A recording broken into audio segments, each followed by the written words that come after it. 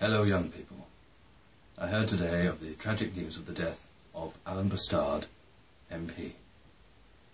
The world is a poorer place, as are the many of his constituents who invested in his offshore cotton plantation to avoid EU regulations on slavery. Once again, the EU smothered the British businessman. And as Alan believed, smothering should be reserved for cake toppings and elderly relatives. Alan Bastard, MP, was quite literally an inspiration to me, and when I arrived in Parliament, he took me in hand, he greased a few palms, he showed me all the important back passages and helped me kick a few doors in. Of course he had his critics. There were people who called him corrupt, deceitful, and then they started to criticise him.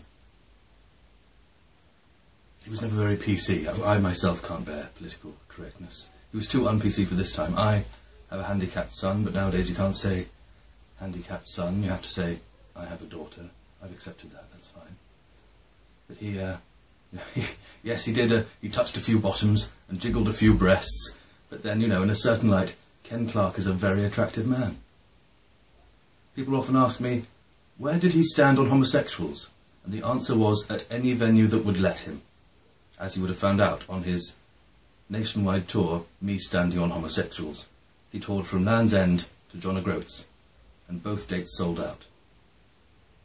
But in other ways, of course, he was a very modern politician, for it was not until the Blair and the Brown era that it would be commonplace for parliamentarians to be lying, deceitful shitbags. So in many ways he was ahead of his time. I know if he were here today, he'd probably say, "What are you blubbing?" Like a girl.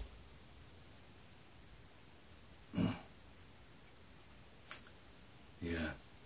He did keep up with modern politics. I remember he came to me the other day. He'd been reading about food banks and tears were streaming down his face. And he said, "I have never laughed so much." He had irrepressible good humour, and he will be sorely missed.